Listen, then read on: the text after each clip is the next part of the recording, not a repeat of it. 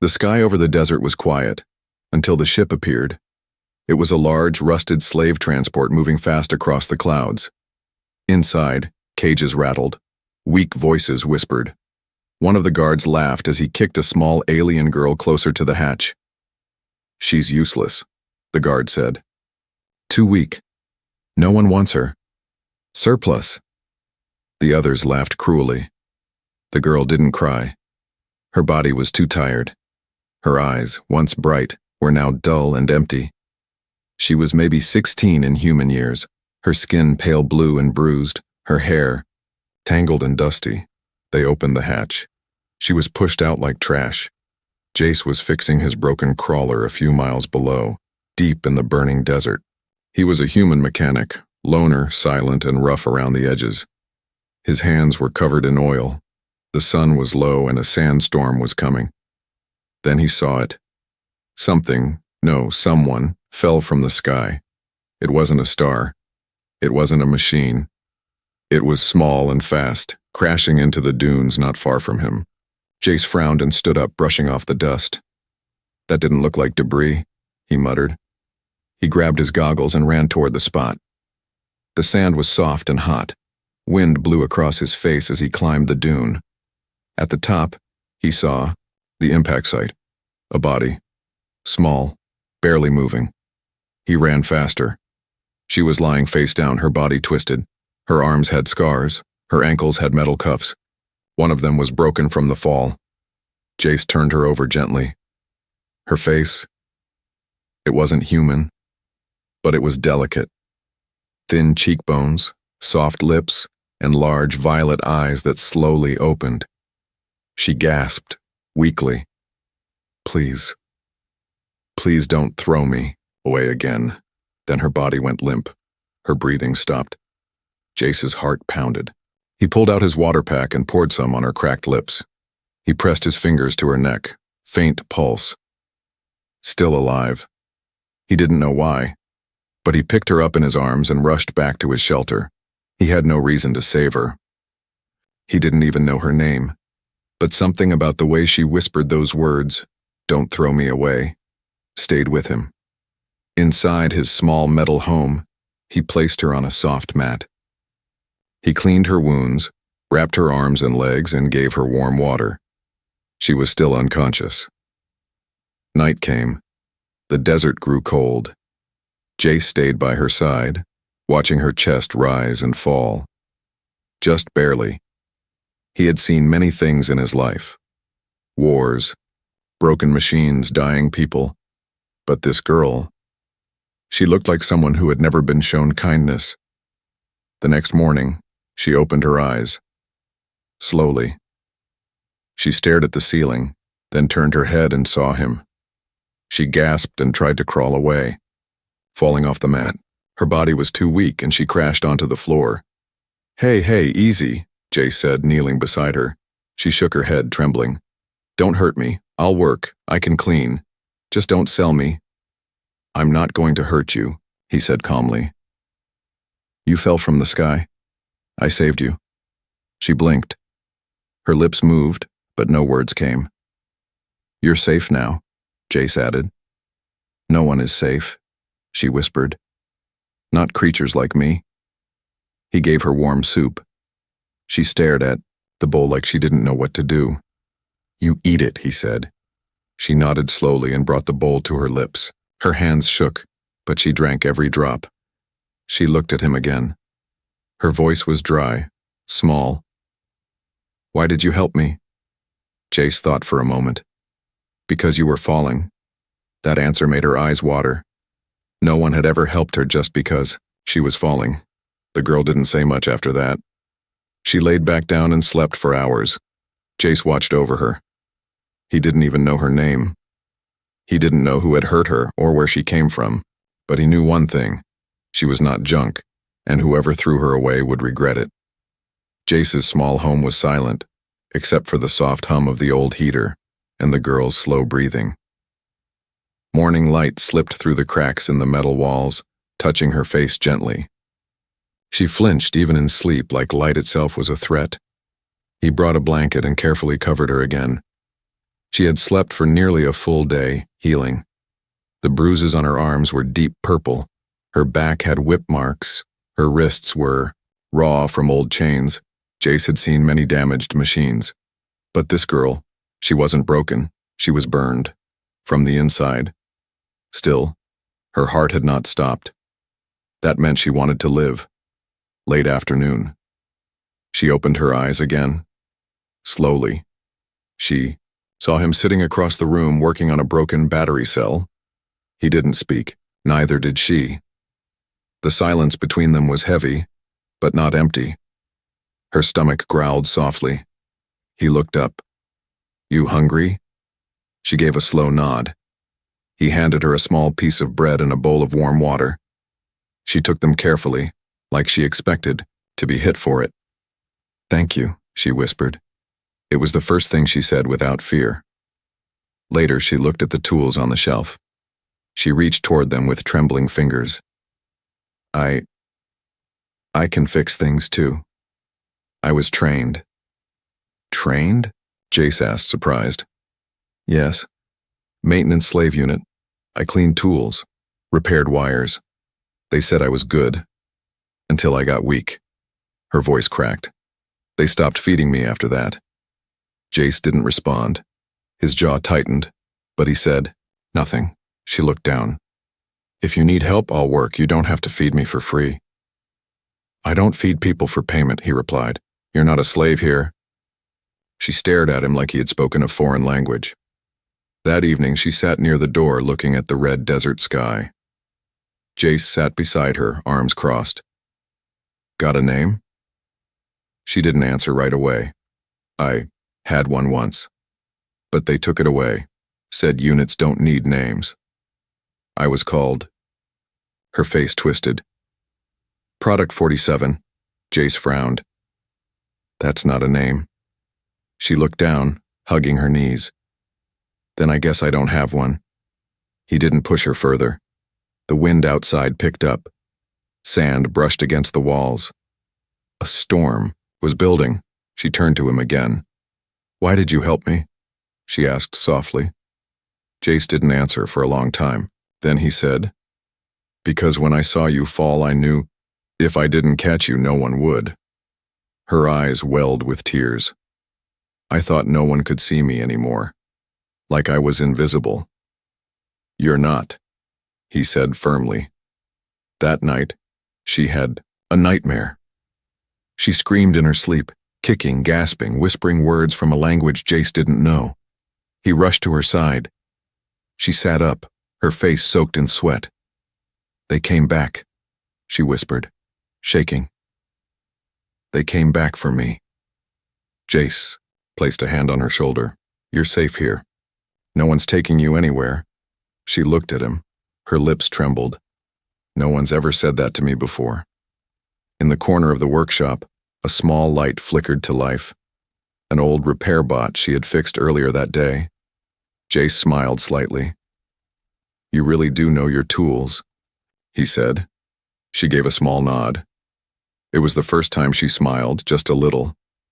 And in that moment, surrounded by dust and broken machines, something beautiful happened. Hope sparked. The next morning, Jace heard soft clinking noises from the workshop. He walked in, expecting something broken again, but there she was, barefoot, sitting cross-legged on the floor, carefully repairing one of his oldest servo tools. Her hands were still shaking, but steady enough to tighten the tiny bolts. The machine clicked, blinked, and hummed back to life. Jace raised an eyebrow. "You did that?" She nodded, not looking at him. "It helped keep my mind quiet." He didn't say it aloud, but he was impressed.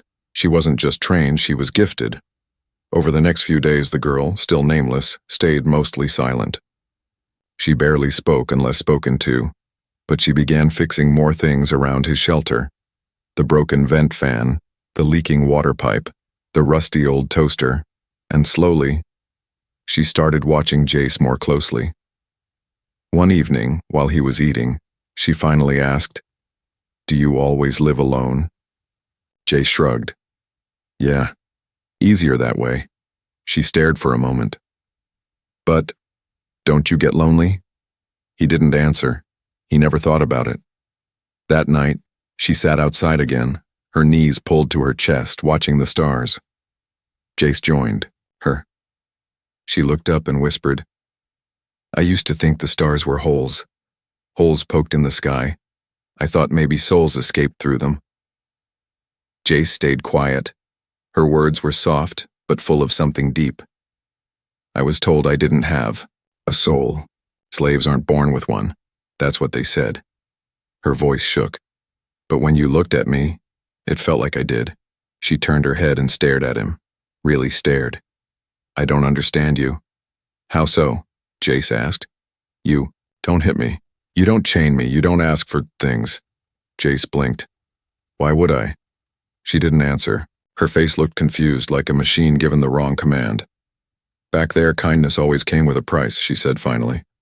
"So, what do you want?" He looked right at her. "I want you to be okay." That answer stunned her. Like, it didn't make sense. Like no one had ever said it and meant it before. The next day, she quietly asked him, "Can I keep helping in the workshop?" Jace nodded. "Of course. But not because I have to," she added quickly. "I want to. I want to feel useful." He looked her in the eye. "Then you're not a slave anymore." She blinked hard. "If I'm not a slave, then what am I?" Jace smiled faintly. "Maybe you're just someone learning who they are." That night, she touched her reflection in the mirror. For the first time, she noticed the shape of her eyes, her faint scars, her hollow cheeks slowly filling with life again. She whispered, "I'm still here." And she cried quietly, alone. Not from pain, but because she had started to feel again. And that scared her more than the chains ever did. The desert wind howled louder than usual that morning. Jace stepped outside to check the solar panels, but he paused. Something felt off. A strange smell in the air. A faint vibration in the sand. He knelt and touched the ground. Tire marks. Fresh, he stood up fast and scanned the horizon. Far off, a black dot moved slowly through the dust. Not a trader, not a traveler, a hunter. He went back inside quickly. The girl, still calling herself nothing, was repairing a small circuit board. She looked up at him and froze. Jace's face was tight. "What's wrong?" she asked quietly. He said just one word. "Company." Her hands dropped the board. Jace didn't ask questions. He packed emergency supplies in silence, pulled his old rifle from under the floor and checked the charge. The girl backed into the corner. "Are they coming for me?" she whispered. He didn't answer, but she already knew. She wrapped her arms around herself. I told you they'd come." Outside, a dark gray armored crawler rumbled to a stop 200 meters away. 3 figures stepped out. 2 tall, armed slave catchers and 1 short man in a long coat scanning the area with a glowing device. They weren't looking for treasure. They were tracking a body. Her body. The girl couldn't breathe. She gripped the wall to keep herself from collapsing. "Please, just let them take me," she said suddenly. "If you fight, they'll kill you." Jace locked eyes with her. "I don't care."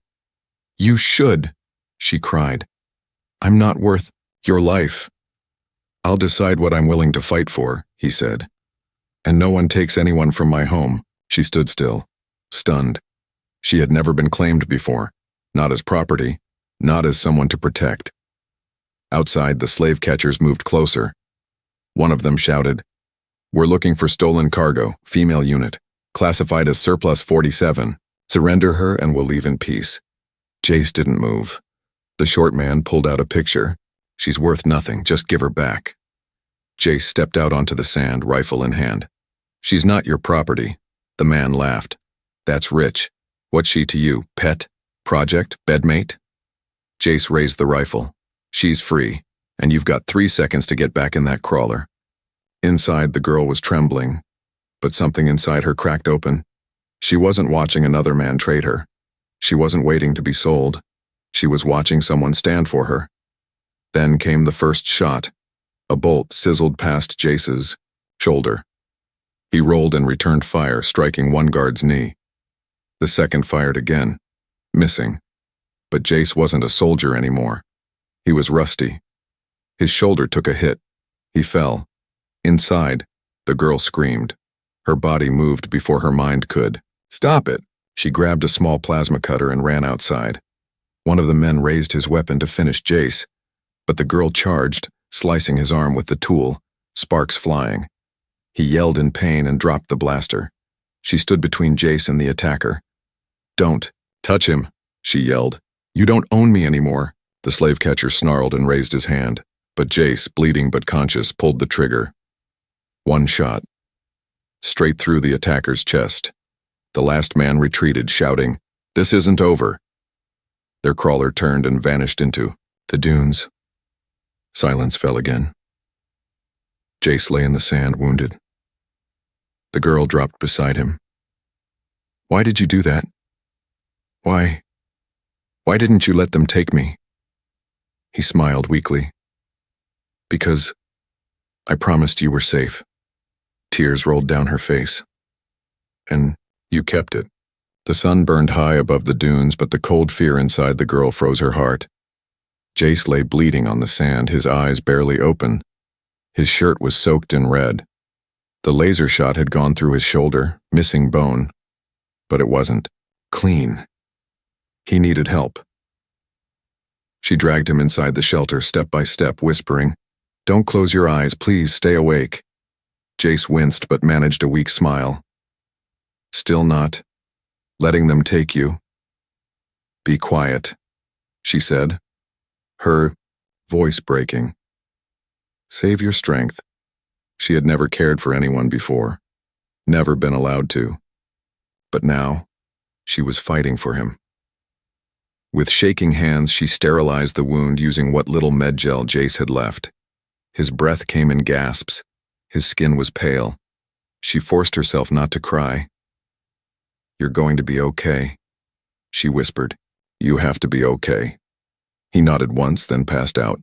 She didn't sleep that night. She sat beside him, holding a cloth to his wound, eyes locked on the door in case the slavers came back. Every creak made her flinch, but she didn't run. For the first time in her life, she chose to stay. By morning, Jace woke, weak, but alive. "You stayed?" he whispered. She nodded. "You protected me. It's my turn now." He smiled, tired. "Guess we're stuck with each other." She gave a tiny laugh, then cried without hiding her face. In the days that followed, Jace slowly recovered. He still needed help to walk. The girl, who still hadn't picked a name, became his shadow. She cooked, cleaned, and guarded the place, like a loyal wolf. But something had changed in her eyes. She was no longer just afraid. Now she was angry. One afternoon, while refueling the crawler, she looked at Jace and asked, "Why do people think we're worthless?" He looked at her. "Because they're too afraid to see us as equals." She tightened her grip on the fuel line. "I want to prove them wrong." "You already have." Later that evening, while repairing the solar converter, she sat close beside him and whispered, "When I saw you fall, I felt something crack inside me. I thought it was fear." "What was it?" Jace asked. She looked down at her hands. "Love, I think." He blinked slowly, taken off guard. "You sure?" She nodded. "It hurts here." She pressed her hand to her chest. "But it's a good kind of hurt." He reached for her hand, gently. "That means you're alive," he said. "Really alive." A week later, a small drone flew over the shelter. It carried a message. A bounty for a runaway unit. Code 47. Her. The message promised payment to any citizen who turned her. In the bounty? Just 10 credits. 10. Less than a broken machine. She stared at the screen, shaking with rage. But Jace put a hand on her shoulder. "You're not worth 10 credits." "I know," she whispered. "I'm worth far more." He smiled. "Exactly." And for the first time, she stood tall, not as a slave, not as a fugitive, but as a person who had survived, not because someone saved her, but because she chose to fight back. The nights in the desert had become quieter. The girl no longer jumped at every sound. She walked the metal floor barefoot, unafraid. She cooked without asking permission. She fixed what was broken, and she began to laugh, softly, carefully, like someone relearning a forgotten language. But something still lingered inside her, an emptiness. One evening, after sealing up the roof panels, she sat beside Jace under the open sky. Stars blinked above them, and the soft breeze carried warmth instead of fear. She turned to him. "Can I ask you something?" Jace nodded. "Always."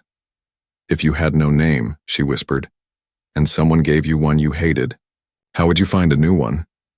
Jace tilted his head. "I'd wait until something inside me felt right." She looked down. "Nothing feels right. I feel like I don't belong to anything." Jace pointed to the stars. "They don't belong to anything either, but they shine anyway." The next morning, she was gone.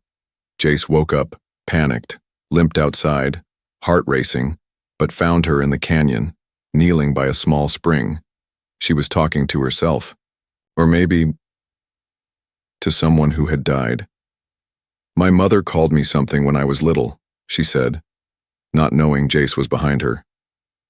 "I think it started with L." She touched the water. "They erased her, and my name. But I remember how it sounded when she sang." She closed her eyes. Then softly, slowly, she said, "Lyra."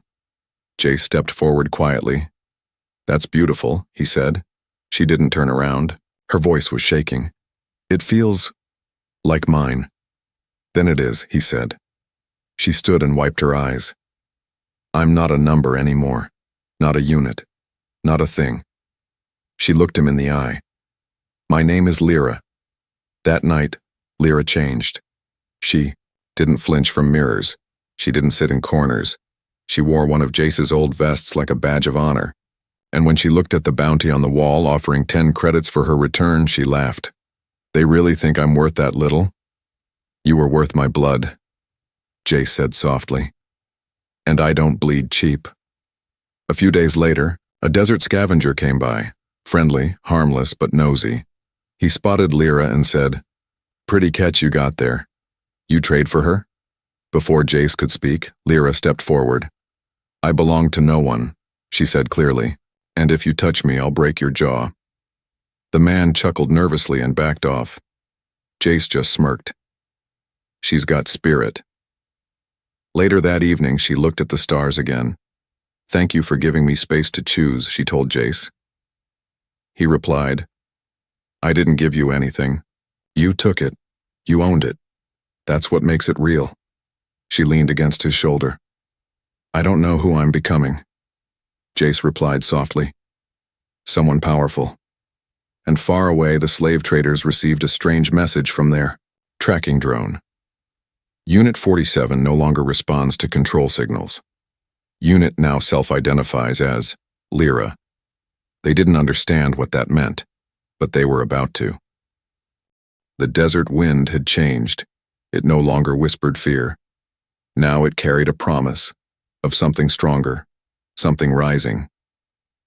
Lyra stood at the edge of the canyon with her eyes closed, feeling the sun on her skin. She wasn't hiding anymore. She wasn't running. She was waiting. Inside the shelter, Jace checked the long-range scanner. A blip blinked on the screen. Fast, heavy, military grade. Not traders, not scavengers, slavers. "They're back," he said. Lyra walked in behind him, her voice calm. "Then let's welcome them." Jace turned, surprised. "You sure?" She nodded. "They threw me away once. I want them to see what I've become." Hours later, the ship landed hard in the sand, kicking up dust. 3 armed hunters stepped out, heavily armed, confident. They didn't expect a girl to be standing right in front of them. "Lyra, no chains, no collar, no fear, just fire." "Surplus 47, one said, raising a scanner. "You're still marked property." I'm marked something else now, she said. And what's that? She smiled. Alive. Behind her, Jace activated the defense grid. Sparks danced on the dunes. The ground hummed, the slavers raised their guns. But before the first shot could fire, Lyra moved. She used the tools she once handled as a slave, now turned into weapons. A modified plasma torch launched like a bolt. One attacker dropped, groaning. Jace fired from cover. Another slaver went down. The last one tried to run, but Lyra was faster. She stood over him, eyes burning. Do you remember me? She asked. You said I was too weak to clean shoes, that I wasn't worth feeding. The man trembled. We were just doing our job. You failed, she said. She didn't kill him. She just ripped off his command tablet, crushed it underfoot, and turned away. She wasn't there for revenge. She was there to end the cycle. The fight was over in minutes, but its meaning would last for generations. Lyra returned to Jace, who was leaning against a pillar, smiling through the pain. Not bad for a girl they threw out like trash, she laughed. Not bad for a man who thought he could live alone. In the following weeks, something began to grow. Other surplus units, runaways, wounded, lost, found their way to the canyon. Lyra welcomed them. She taught them to repair, to build, to stand. They didn't just fix broken machines, they fixed broken selves. Jace expanded the shelter into a small village. Lyra gave it a name, Second Light. A place for those no one wanted. A place where hope wasn't given. It was built. And when traders passed by, they spoke of a strange truth. A worthless alien girl once fell from the sky. A man caught her. She rose. And now, she catches others, before they fall.